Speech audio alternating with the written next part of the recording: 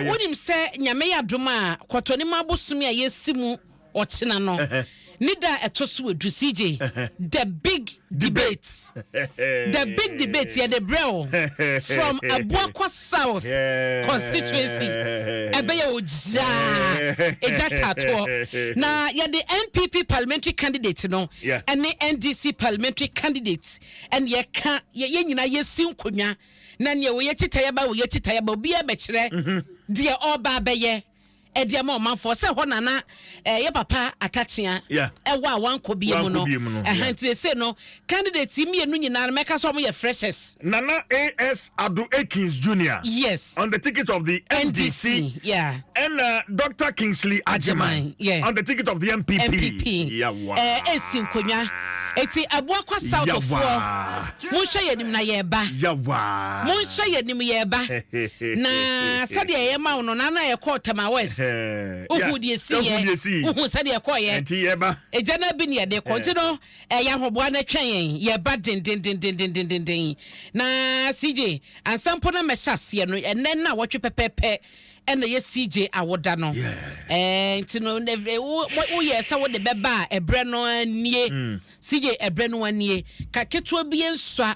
kakra bi a wono fa bedom yen CJ de ka cho so pese osi edan akasa ede ma wo ma ye ba bi do mutiato e wo mo plans e foundation no plan so ya e pese ye boa na wo mo share project no ase ai enti de odi beba bia danse hu ne manyina kra CJ se ye pe ai ena de mo bedin tade mo be se ene chese bibia ensuo ade bia enra me nia ba bi free apam ode enwu kokoi kufo galon no kese baako osanso de niema bags entade ne ade ewo mu ode eka ho nyamisira no hwehwede di ma na yesira no pa mo amode ba mo ye friend jifa yeah or apam jifa ye da se niema na mepam enso misanso ye enwo kokko nso ka ho na pesa mentimi hu se enwo kokko no obegia na so de meji pabra ye no aduane ma wo menwo so de eye pa jifa nyamisira onye okese ma ye pa omo amode ba mo pese bebo mu de ne na eme ya nanso no de mo pe no ye be ya ma mo nyamisira mu nyina makoma na omo makoma so ade nyina emrem na me ma me enra me kan ye Association of Ghana National Egg Campaign Secretariat Ghana National Egg Campaign Secretariat omo na omo bebo abetache di kosua aba ene ho ne menti da de ye be di kosua ye be di kosua bre eti CJ birthday ne ye na wotwe number na wodi momo ne be fa so wodi ne oman so na eba na apese no CJ kasa 0244 10 55 79 0244 10 55 79 patwedi na eda so no Jerry Forson kitwa bi ensa fa ode bra beka ho na ye fa seremran kwada nanim ye ka celebral palsy ampato wonim yade na ode gugu na hwade ko YouTube na hwe san kwada no ne sede ye wo mo ho enye easy o wo mo hia utmost care attention esan say ontumenya hwe obi wonma wadi be 16 years ontumenya hwe nti hia wo mo a ne de akotai foundation na chi de ataya wo fon so a ehwe san kwada na chi nyamenyo okese no hia wo sa obedum yan CJ abrasa wonim say na adwuso by election ehuru na we election headquarters say na wa onim no ye de ne ekoso hobia no ye de ebebrew nti make say ya no menua obin mreku ayakrado ya odi amani efi honom ede ebreng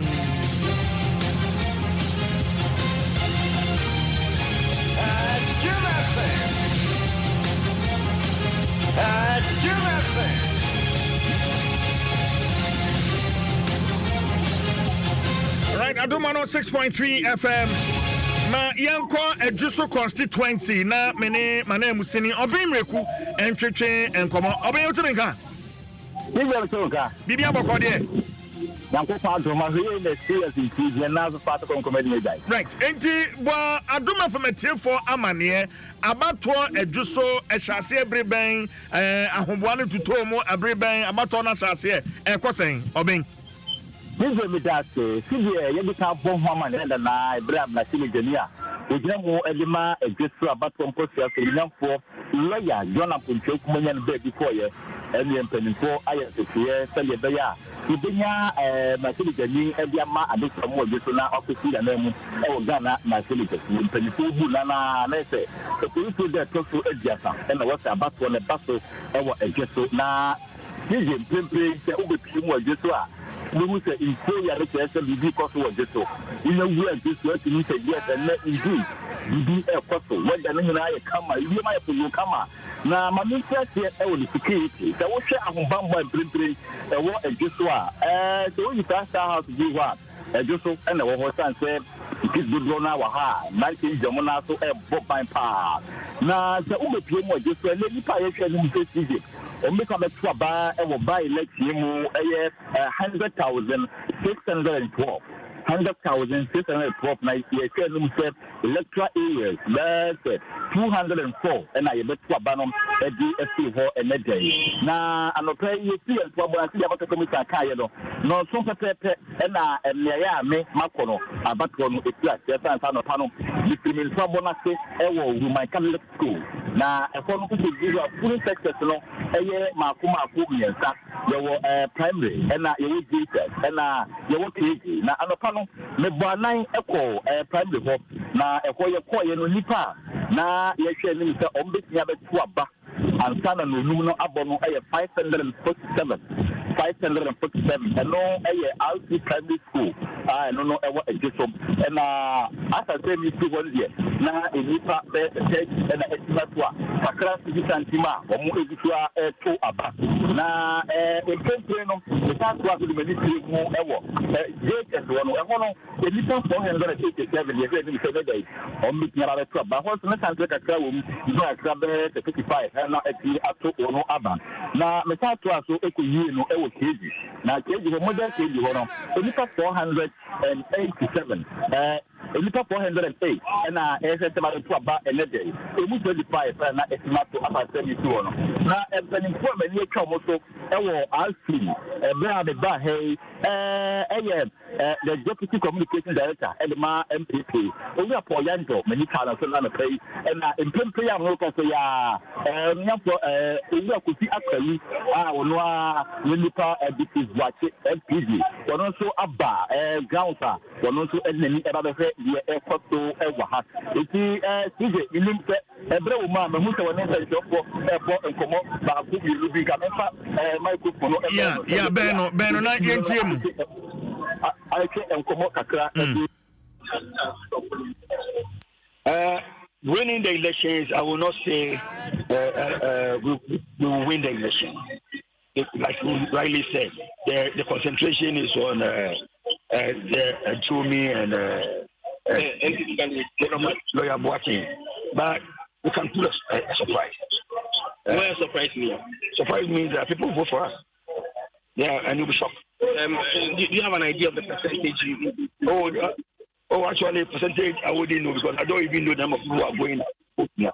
But I can tell you, majority have made their mind to vote for the LPG candidate. It means that you will attempt to rig the election. Is that what you have observed? Who is rigging the election? And where is that rigging people vote? I've not seen anything of that. You know, when it comes to election like this, people make all kind of remarks and stuff like that. So I've not seen anything of that sort. There's no way you can rig the election. If anybody sits anywhere to tell you that Ghana is electing, you can rig it, then that person doesn't understand the system. I can tell you, I must be frank. You can't rig Ghana's election this time. Unlike 12 to 2012, one could rig elections. Well, that time we didn't have this biometric data. But now we have the biometric database. It's difficult to start the ballot. It's difficult to get somebody who is not registered to go and vote. So how are you going to do it? The only place that you can have the opportunity to rig is whereby maybe you are preventing people from voting, knowing that these people are going to vote for this direction. But it can't happen here. And then also, when you are recording the entries, when you are making the entries into the picture, that's where maybe you can be smarter. You know, other than that, it's difficult to still elections in Ghana. I will not support that. Yeah. Thank you very much. All the best.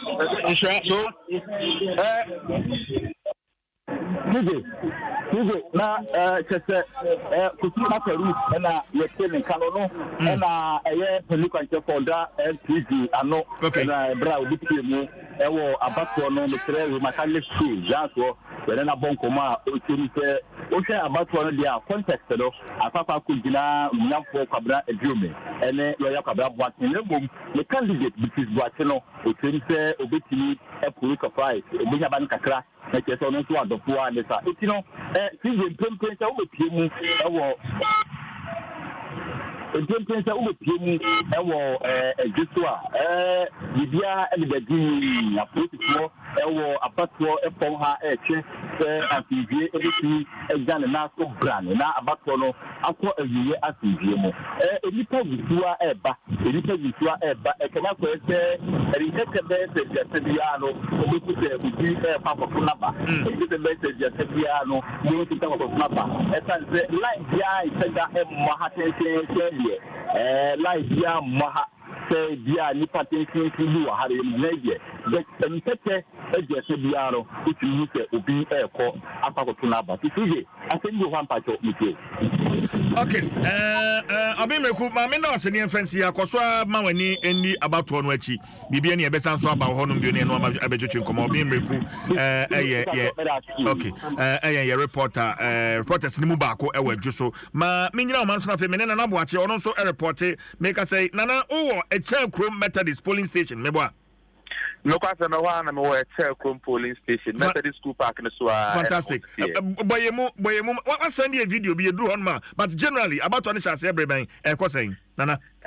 about no boss 7 a.m. pepe na electoral commission share about ni nyina se obeka enra ye ni omotuche nkomo no motre se omo pese about no ekoso asumdie mo no motimi nso ewie ntem enti boss 7 pepe na about commission share ma manfo mo pese mo beto aba no bi emu ma obi a etimi ba ya sisi ameno ka say process no ekoso kama e wajuso.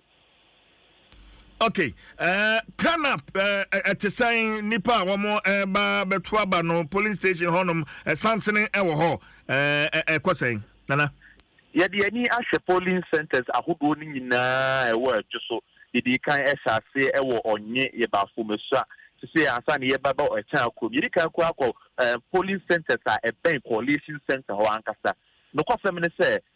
voter turnout no e very very poor nipa dodo na ense damba ho se omo ba beto aba ye ho se agents ahodo no mu bi ni party ko kakra wona wo MPP ni wona wodi kwabena osu edu di machi ye ho se dodo na erewe fiesu mu frefren kofo so mo mbra meto aba no e fi se ukọ polling centers ahodo na nipa nka se wo se ye hwe ni mu so mo beba abonten aba mo dodo ma ba beto aba na de enye saa ni ye hu no omo ba mako e cha kwamkura bi tena sesiye no enye nipa ahodo ni nyina ye hwe ni mu so baba beto aba no na aba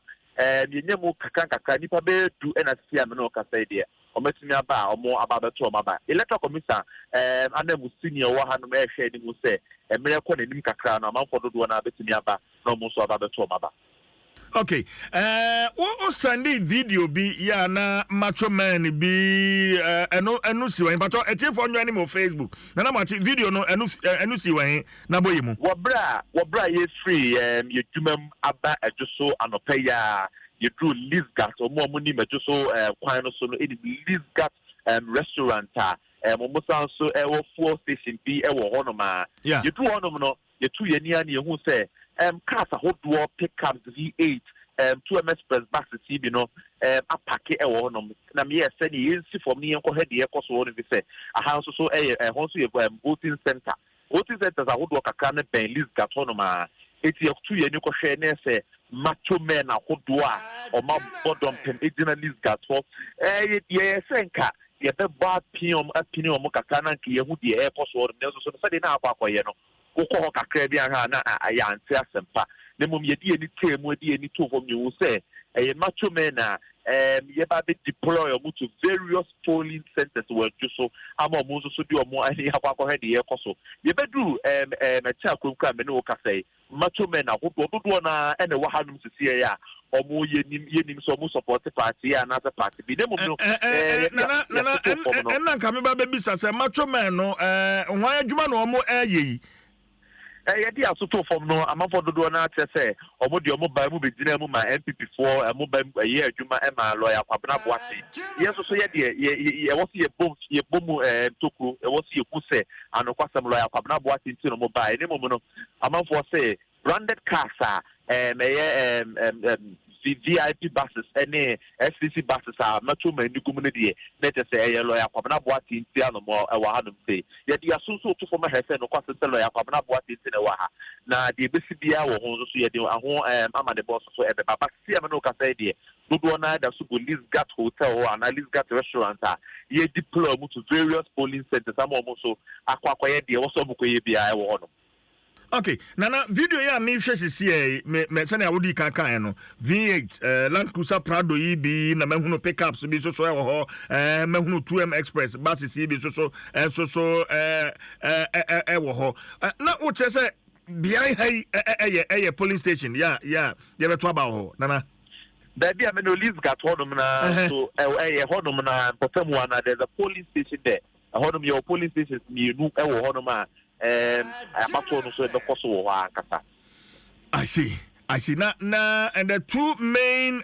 contenders, no one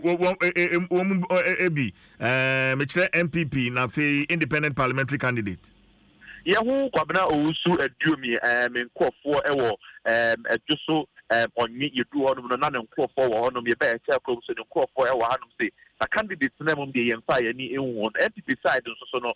lawyer Abena Boate and say the crowd no aka so de pia bonte ne mo party for nana bi wa hanum say Jennifer Queen mo ha communications for ni nyina polling centers me ne mrase bedwani e ma manfo wa atwema kwa nwabieja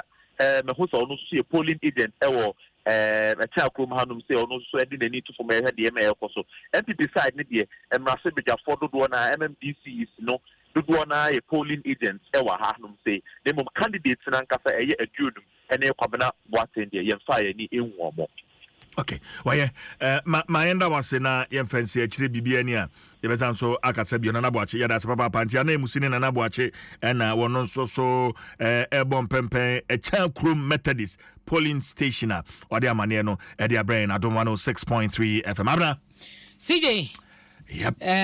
Ti ashasia nisa. Just so by election. Videos ne dia na say kruma ye papa. Baby amacho man for your way Lisafo se Lisag restaurant way. Enye dom kuma no mugu hono. Kwasi safa no tusu bi baby amacho man for no. We say kwa nkofo se bebre. Kwa hom papa. Video no na ayo asanso. E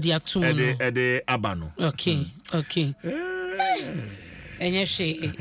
bambofo ho posifo so akogu asase no so nya de kuma na de ye hwe ni mu an se bibia anye boko enya sumdue na enkodura nwumre no ni de wadi nkunim say ye MPPO say ye independent candidate o say ye CPPO say ye LPGO na ye hunu ho asem na tu akotwe de kire empempinu ya na by election say koso CJ my witness kakra ya na enyanika by election when no enam say NDC ankobie no ebeka se bia ano hye ne tension no ebeba form kakra o de toto kumawu ne asen no fa ati wamo ne ade na ho ebeba form and we are hoping say enko asumdwe so saa na bato no enko da we no I say efie ntokwa so former MPP MP o yefie nipa ahun ti e dan a ebeye boko eno ane de ye nyina ye hwe ni muti no IGP abodwuma post for de o makone bambofo a akodru ho no ye hwe se bibia enkose de ye nyina ye hwe no na CJ mame fa nkoda obokrata nim na ensema aba no memobo bi so ema ho CJ wonim se Ghana Health Service asema mekan CJ boame eye anibrisem pa na mesrese ya na to de bia ye de nyoma bi di agro de nyoma bi ya manyosem adwen se de bia no bi na epe obi sikadie anaso obi na epe sikadi no waye bibi se je wonim se me ne weka sei Ghana Health Service for share record COVID cases won kran ha o ma share record COVID-19 cases ebi mo nya covid na obi nim ba bi omunya di free ye so mo tu kwan se ha ya no mo wo se ba ne sen and obi wo ma onya ye no nipa na ebe no anti ase ahunu ni ntam se ye covid ni bia into asade asane ama na de wo hwe no krompo no so no anya yare enti no yenya hwe ye pa covid no ye nim ba bi afi but Ghana Health Service for record cases won kran ha enti be social distancing nose mask ni ade no na sanitizer wo se bi wo ho ebre na ta wo se wonsa hand washing Abena asama ye kan bebre be fa na agro me na make catch o CJ and so ye wo bebre na ko hospitals ya quarantine wo mo so ho enti ma ye ntwen na enye nsemo so mo se next month o chena next month me kan next month na se wachichiri wo che ye 1st May na 4th May no omo hyase aye vaccination omo so mba yiro mo ho aye best for that 5 times ansa na fe na kɔ na wie ye akonya ne wo ho no betumi akɔbɔ pane ani bia sister bra akɔ ne kɔbɔ entwen ne menya yare nansa nti yemmo na yemfomo ye ho ban na ebi krompa na ye ne obi a wonye bi krompo na konya encounter ya dwen koso ye nim se wonye bi enti mesre mo madaroma eno asemi hunu se Adom posti bi ni ade na wo hwe comment e wase a Crawford ya agudie enene woncheni musa be pesika dibiem ya kafu bra de bia na wo immune system na nya strong se de bia memeti he me de tie bia na wo immune system no de ye wo bi ono nyame na dom a wodu ya ye hwe na ne ho tono no bia na wo immune system no nya strong say covid mo awa no ebetumi agina no nti efanya agudie na efanya manyosem na efanya fewdie so obekọbọ pane na akọbọ bi akonya ne beda ho akọbọ nyesan so a bo ho ban se nose mask pege ni atu no yentete so yentan wo se yensa ne sam na under running water yentan ho horo yensa ya hweye na yare ewo ho wate medase pa na asija no ho asama wo ha ma Ghana Health Service abomu amane na eno chinso no ye ma me saloto sei na ebo kokko se no freedom of speech no ase eya tonsom ye ewo se oman ni nyina ne samtwofo nyina kabom ne yire ho efre se beye na ebekoso atresan se se menifa hudi amede be kasa tore bia na chese de bia meye mumu ene ekoye wenkoye ewo se meye mumu na so samani si yeti heide ekoyia yebeka enkoyie so a yebeka eno ena oka ho asem ewo ha ena NDC so ena etata mampani na adodankwa akufu ado no SML energy GRA deal no wo chese say ye ya mampani chese upstream no contract no omotwemu no downstream no so no enkosa eno ena yewra sameje fie nra the moment of truth wo mo ede ho nsem ebaye na mampani dada John Dramani Mahama ena ekasai sije wose nyankopon ne si hene ete se wonya mampani a wote so bekogya ba bia kwakasa medie enya de a meja tumi ni modi ama obi amadi medina hwefo mo mprenu ne de wose omampani akufuado entumi enkasasa nyankopon ena esi hene ete nyankopon si hene ne Ghana fo nyina se John Mahama ena wo mo epeno a obi ani honom yo betumi akaso obesesa no eno eho asem de inquisitor de aba na delegate mu na mede wa be rain si yo se me catch you say me koba me ma story be details ababa wa oda yi ye frɛ no Zinab na wadi 28 years ena wo hwie so hwie gu ne kunu so si yo ne wo mamienu o be ma ne wo 42 years ena oba no ewo 28 oba no ye nurse ni ya wo kɔ Tamale teaching hospital emergency Benz unit on red zone no ehwo no ye nadwuma na Tamale high court say onko da fiase mfie sia sije onim de baaye ni kunu ka wase wo de kwadwuma na be man se da bi ontumi mfa nko ma ne mfa nko eno ani o okunu ka because the American wo ha ya kwado a ye de board no ayi court dem wane na mo so kwada mu CCS no oso wo de ni kunu ka ese misunderstand asentiase enye adwuma between awarefo yi esan say be ma no esi ni kwan se o ma ne mfa ne ka entwini ka enko adwuma eno anie ka na ka de kwakere hwan ka no na ka de kwakere hwan wodwo say mikunu ka na mitwie da be na be ma so wontu kai wode koya ntika ka ne kensa ma nti me pesa me de ka ni pie da bi me ma mfa nko we yi enough reason say okonu ensuo eno ne kwadro ye de bo no okwa ne enso cancel yes so okoto se npa me no okwa bi na no esi sen na no then see ye te bia bibi na bo no na so nyina so ka awose anopa anadwo no kwa de che na pa no ngezi nura na so amusa ensem ni bo ha won ti ase o bibi ntia na ye na bibi e frɛ chi na no asam ne frɛ chi ba ni mu na we san be to so oh better no cry cancel your friend reinforcement no cry be man ne kita nkwara mienu na enzo no hwegu ni ba o hiegu no so ache say yese wa che ne ba bia ese ko ma san refer no na ba kolebu o ma ntumi aso an ko two case bi wo konfonochi zidi yeah me ko two case bi wo konfonochi oba bia no afa ni ku achi ni ku na twitwa ne saa 99 times oh anti che say wo bo sabra nyina no wo kan ana say max ne wo ba ne ho da be wo twa ne saa wo twa nyina no kan 101 na ko so obeku no 1 2 3 saa 99 yeah and adomi kan obi na ka tamo me say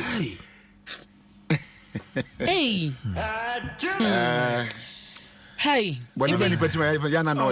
cancel ya muntu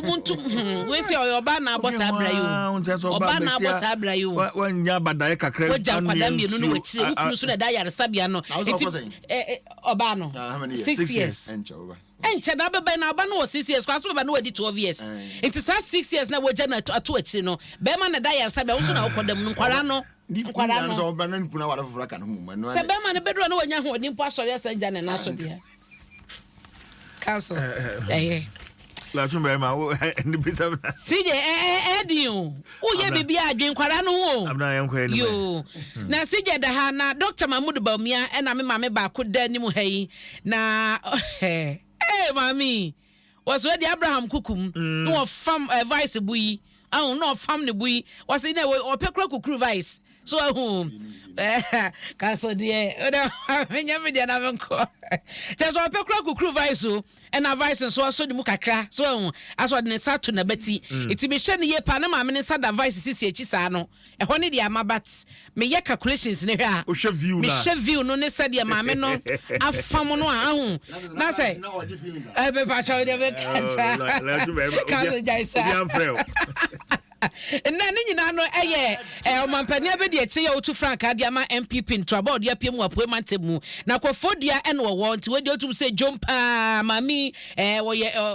se jadini na ho no na Dr. Bawumia kan sembi sije wo de sempi no na atudwa wo se bi keka so no be mampania a obeda ne Ghana se Kristo ayi enkrabufo eman o senye no kre no wa ye kan kandifo ewa kwakwa hodo ne miamia bebre no a ensida emada ese wa akwade ne soma kose obi so ese no na onipa ne ensom nam so ye kandifo wo sente sa wo se na ni sode hunu eye emabon yedie ne emabon enkan ko eno ene ni focus eti oba abaye dwuma ade aboa emabon yedie eno daily guide aka ho asem ewo eheya mede ama no MPP so no ma hyase ebosumdwe enkobo no se omo baye door to door ni ho no makokoko ehwan ya ewo ye me o Steven Ntim MPP chairman maba o ma me no mo nkobo kakra why na agent me fie nwatwini afa no mahunu se yakasa eye mra fe na bre na so ahunta na mo de kasa no ebekwa wo hono ene obete kokoko hwan ya so eye yera JFK General Secretary JFK na mo ni mfie ha na mo na mo ni mfie na mo bai ni nyina mo be kirechirem ama koma toyem ehenti no mo beba fie saa na omo ni mo di nkomo se de be na mo beti o mase na mabom na o ma breaki 8 no eno na yera Steven Ntim dia tudwa so mo be hyase adi ho dwuma ti sije enkomo ne de do so pa Democrat na mo dia ba so de bibiri no na ewom eti me de wo besi wate me do be see na cancer by or to fa